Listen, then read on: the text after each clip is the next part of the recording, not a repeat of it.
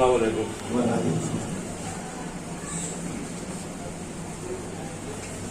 All India United मुस्लिम मोर्चा के हमारे कौमी सदर दलित मुस्लिम तहरीक के बानी साबिक MP डॉक्टर एजाज अली साहब की मौजूदगी में आज हम सब लोग इस जगह जमा हुए हैं।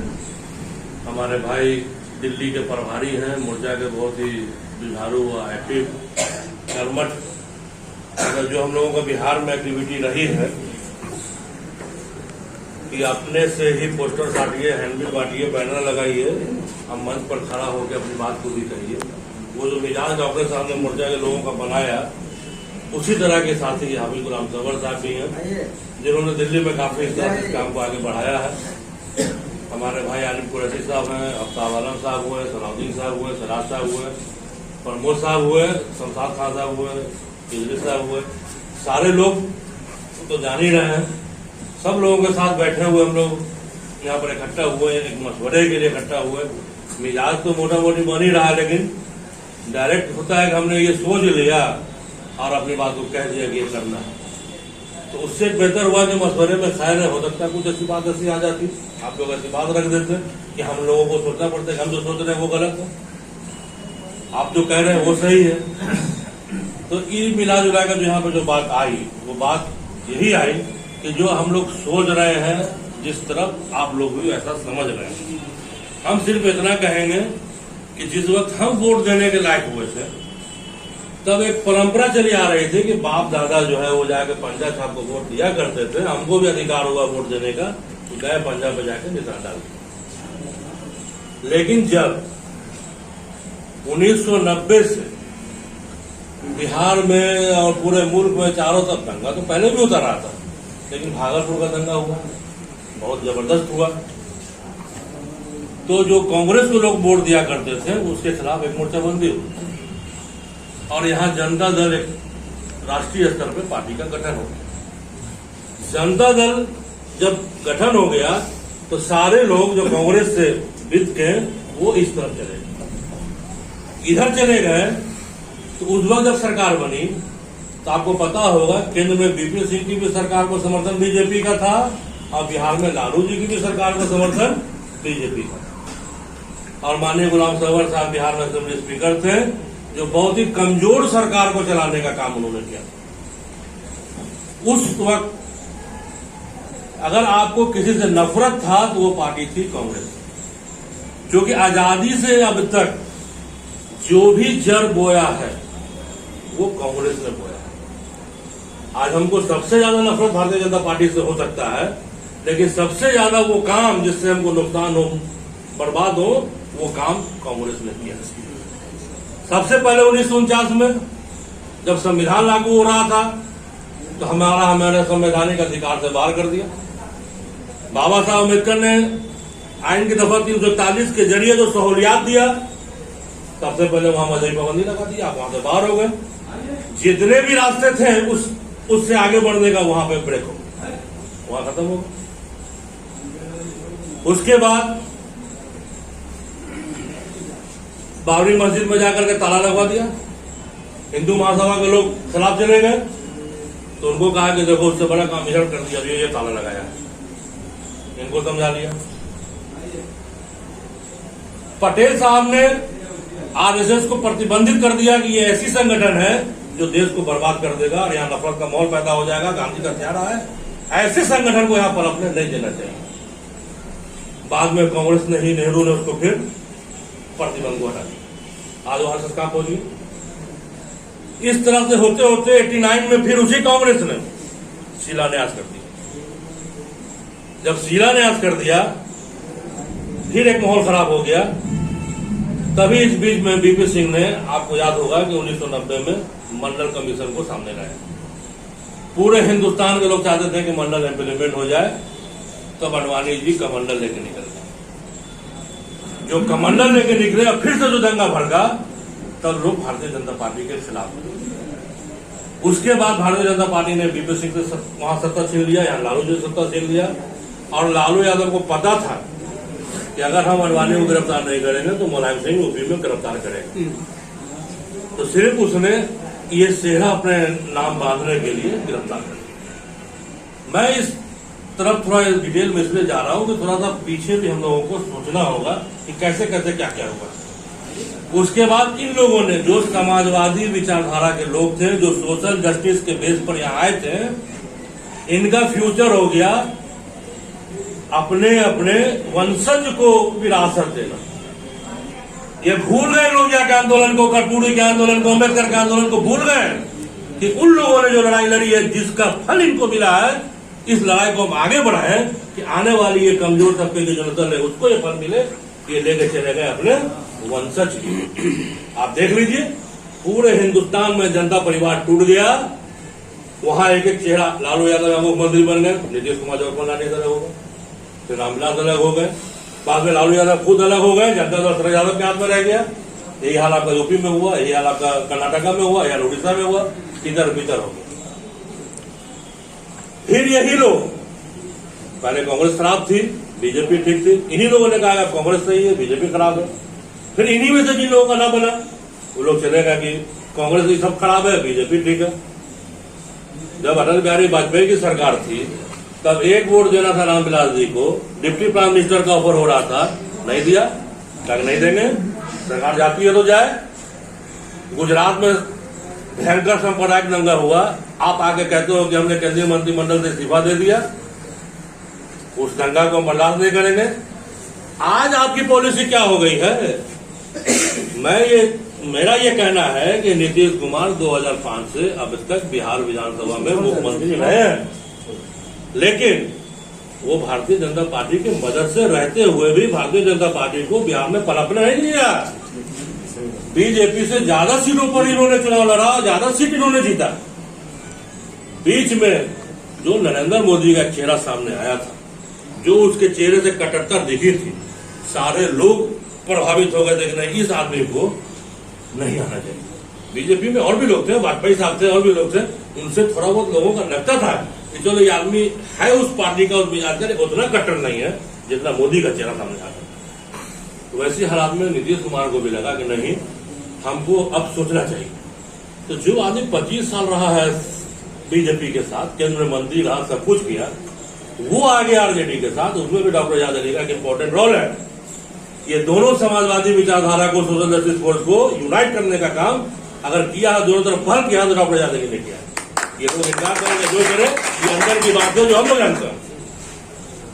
और जब ये लोग इकट्ठा हो गए, ठीक है, आप कुछ से ज्यादा जीत गए, आरजेडी 80 सीट जीत गया, ये इसको 10 सीट कम आ गया, तो सब दिन राजद के लोगों ने नीतीश कुमार को टॉर्चर किया। आप गौर कीजिएगा, इन दोनों के 60 गांठ से पहले जो सरकार थी, क्राइम का रेशियो बहुत कम था।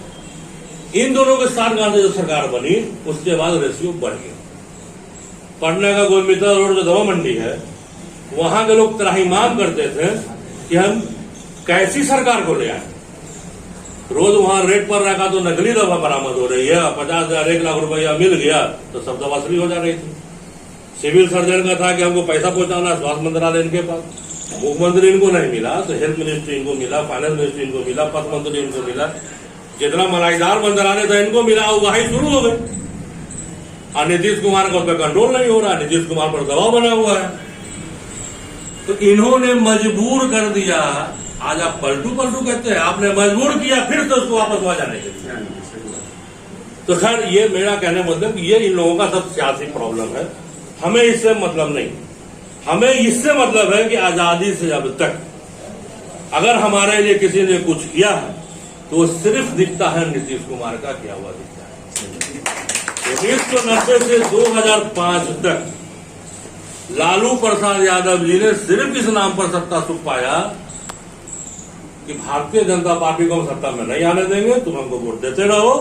और जब आप अपने मसले को रखा तो कहा कि तुम्हारा गर्दन भी बचावे, तारी टोपी भी सलामत रखें, कामों करें।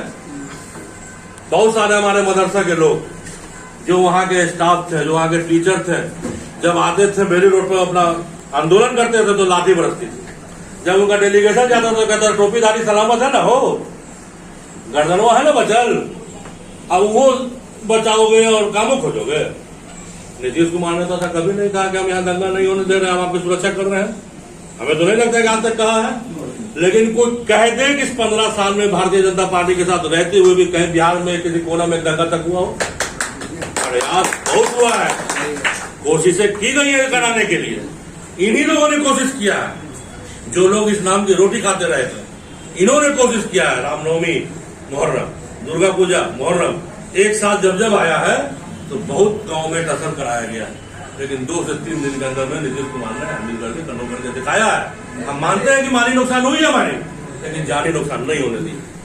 ये फुलवारी शरीफ में मतलब पता, जहानाबाद में मतलब पता, नवादा में हुआ, कहीं भी हुआ, जाहिर आप जुड़े हैं तो आप लोग आपको फोन करेंगे, कहेंगे कैसा हो रहा है। जब जब ऐसा फोन आया, आपने सुबानी साहब को बैठाया यहाँ पे सेक्रेटरी बना करके, डॉक्टर साहब ने फोन किया सुबानी साहब को, कहा घबराइए नहीं, कहीं कुछ नहीं होगा, जो गलत होगा उसके साथ ये होगा, जो गलत होगा, चाहे वो आपका आदमी हो चाहे वो अगला हो। भागलपुर में आपको याद है सोनी चौबे, भारतीय जनता पार्टी का मंत्री, उसका बेटा रामनवमी में क्या प्रॉब्लम, नीतीश कुमार ने जरा सा भी नहीं हिचक्का, सीधे उसको जेल भेजने का काम किया। ये सब है ना, तो हम किस नाम पर इनको वोट देते थे 15 साल तक कि भाई दंगा नहीं होने दे रहे हैं, सुरक्षा है, सब कुछ है, ठीक है। इन्होंने काम तो नहीं किया, जब जाओ तो इसी का हवाला दिया, और इन्होंने मजबूत किया भारतीय जनता पार्टी को। आज बिहार में भारतीय जनता पार्टी मजबूत हुई है तो वो राजद की देन है। आपने एक एक करके मजबूर कर दिया लोगों को वहां जाने के लिए।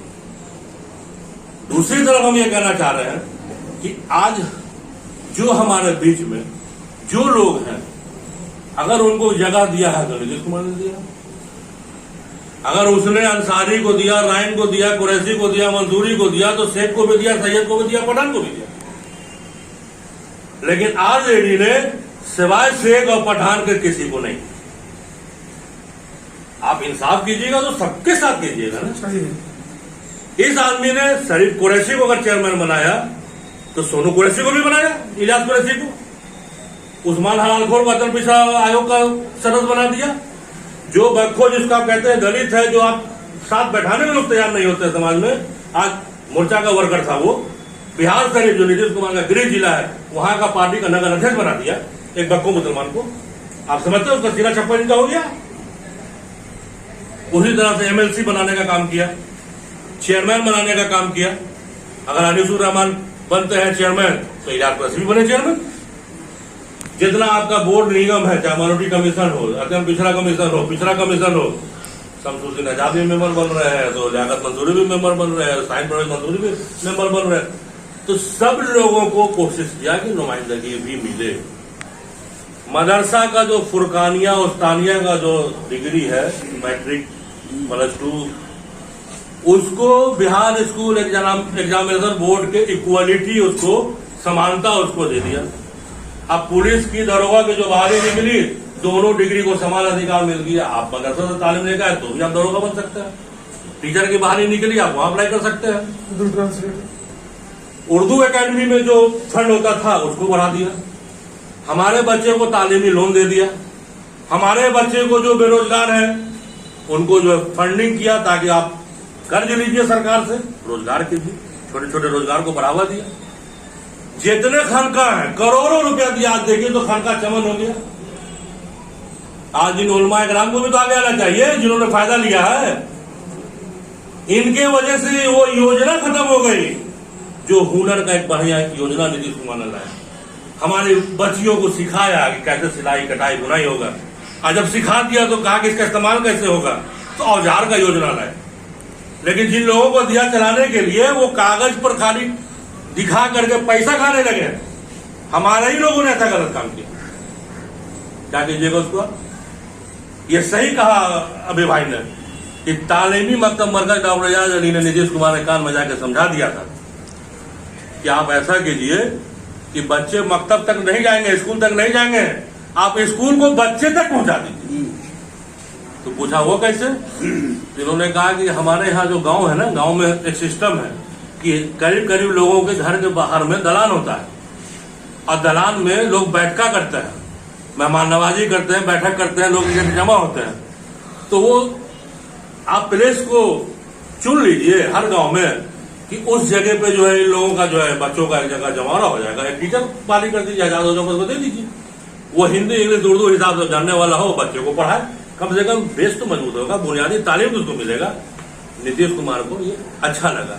आपने उसका कहा था दलित मुस्लिम मकतब नाम रखिए, उसने तालीमी मकतब मरकज रखा। आज वो 1000-2000 रुपए कमाने वाला टीचर 10,000 रुपए चला गया। आज वो सड़क पर आंदोलन कर रहा है कि हमको समान वेतन दो जो दूसरे स्कूल के शिक्षक को मिलता है, और हजारों हजार की संख्या में उनको आज नौकरी मिल गई। तो ये जो कुछ हुआ है नीतीश कुमार ने किया है, और कभी जताने की कोशिश नहीं की। फिर आपके बिहार का विकास आप देखिए, अगर पटना जाए है तो कल का पटना और आज का पटना आप देख लीजिए। जितने योजनाएं को इन्होंने लाया, गांव-गांव में बिजली पहुंच गई, गांव-गांव में साफ पीने का पानी पहुंच गया है। आपका घोटाला हुआ, अरे घोटाला कहां नहीं हुआ? कैटो घोटाला में मंत्री जेल गया। अगर कांग्रेस में जितना घोटाला हुआ तो आज बीजेपी की सरकार है, वो सब घोटाले वाले मंत्री को जेल में डालो ना। सिर्फ कहने तो थोड़ा ही होगा, अब बस इस्तेमाल होता है कि मेरी बात मानो और ना मानो तो सीबीआई, ईडी, आईडी, पीडी लगा दो उसके पीछे, उसी में आप उलझे रहो। तो बहुत सारी बात है और वक्त की कमी है। मैं ज्यादा और वक्त ना लेते हुए मैं सिर्फ इतना कहूंगा कि हम लोग भाई जब लीडर डॉक्टर एजाज साहब को मान लिया, तो हम ये भी मानेंगे कि जो डॉक्टर साहब सोचते हैं वो सही कालीन के सामने दूर का सोचते हैं, दूर अंदेश है, तजुर्बाकार है, जमीन पर काम किया है, सब कुछ देखा है, समझा है। और कोई डिसीजन जब होता है, जब जाहिर है कि इलेक्शन करीब आता है तभी होता है। अभी बहुत सारे फिगर बन रहे हैं, बहुत सारे मामले सामने आ रहे हैं। अभी आप देख लीजिए क्या हो गया है। हम ये कहना चाह रहे हैं कि पॉलिटिकल लोग जो है उनका मकसद है वो अपना व्यक्तिगत स्वार्थ देखना है। उनको है कि किस तरह से हम सीट जीत जाए, सीट जीतने के बाद सरकार मेरी बन जाए, हम मंत्री संतरी बन जाए, उसके बाद मलाई खाए कमाए जो करना करें। ये उनकी मकसद है। हमारा मकसद है कि ऐसी साफ सरकार बने जो बिहार में अमन और चैन बरकरार रखे, बिहार में रहने वाले तमाम लोगों को साथ लेकर चलने का काम करे, उनकी तरक्की के बारे में सोचे। ये हमारा काम है। तो अब आप डॉक्टर साहब ने सही कहा कि इतने मोर्चे बन गए। अब देखिए कि कल महागठबंधन जो लालू यादव ने यहां से कांग्रेस पार्टी को सफाया कर दिया था, आज कांग्रेस पार्टी साफ हो गई थी बिहार से, माले हो, सीपीआई हो, सीपीएम हो, आज उसके साथ बैठ के इन्होंने गठबंधन किया है। जो कांग्रेस जिसको ये 20 और 25 सीट से ज्यादा देने को तैयार नहीं होते थे, उसको 70-70 सीट इन्होंने दे दिया है। और बाकी जितने लोग हैं, कहा कि उनका वोट ट्रांसफर कराने की कैपेसिटी उसमें नहीं थी। ना कुशवाहा का वोट ट्रांसफर करा पाते थे, ना मांझी करा सकते थे ऐसा, ना साहनी करा सकते थे ऐसा। ऐसा 2019 में नहीं हुआ। तो उनसे पूछना ना चाहिए भाई 2019 में यादव ने भी वोट ट्रांसफर क्यों नहीं किया आरजेडी को?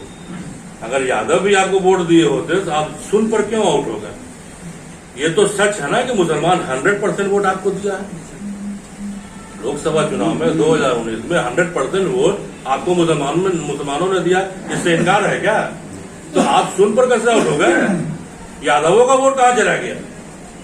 तो आप गौर कीजिएगा, यादव बीजेपी का वोटर, जहां यादव का नीरज खड़ा हो गया यादव उसको वोट दे देगा, जहां आप चले गए वहां आपको वोट नहीं मिलेगा। पहली चीज। दूसरी चीज, उपेंद्र कुशवाहा मायावती के साथ चलेगा।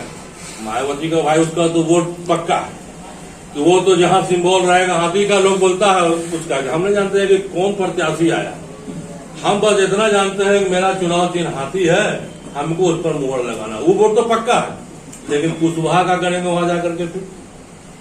मतलब ये एक तरह की साजिश है, ऐसी साजिश है कि जो बीजेपी विरोधी जो वोट है उसको तितर बितर कर दिया गया। कहीं पे कुशवाहा बसपा हो गया है, कहीं पे जो है आपका ये देवेंद्र यादव और ये ओवैसी हो गया है, कहीं पे आपका एसडीपीआई पप्पू यादव हो गया है। हम ये कहना चाहते हैं कि अगर जाप जनता से जुड़ी हुई पार्टी है, पप्पू यादव सबको साथ लेकर चल रहे हैं, उनका कनेक्शन भारतीय जनता पार्टी से नहीं है, तो फिर उनकी पत्नी उस पार्टी से क्यों अलग? पत्नी कांग्रेस पार्टी की नेता क्यों? रंजीता रंजन को भी जाप का नेता होना चाहिए, रंजीता रंजन को भी जाप के लिए वोट मांगना चाहिए।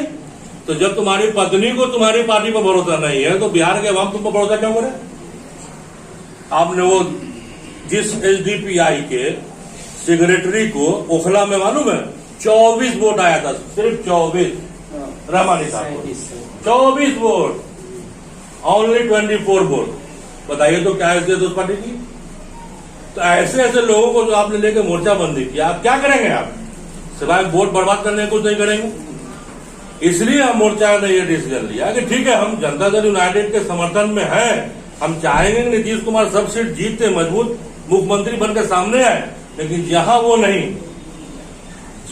नहीं है वहां हमको अपने विवेक से, अपने दानिशमंदी से, समझदारी से काम लेना होगा और देखना होगा कि जो कुकुर मुत्ते का तरह राइज बना है, इतनी पार्टियां आई हैं, इन भीड़ में कौन सा चेहरा है जो बेहतर साबित हो। तो हम लोगों को वहां पर फैसला लेना होगा उस तरह से। नहीं थोड़ा बस समेट रहा लोग तो 2 मिनट मैं बस 2 मिनट तो मतलब बात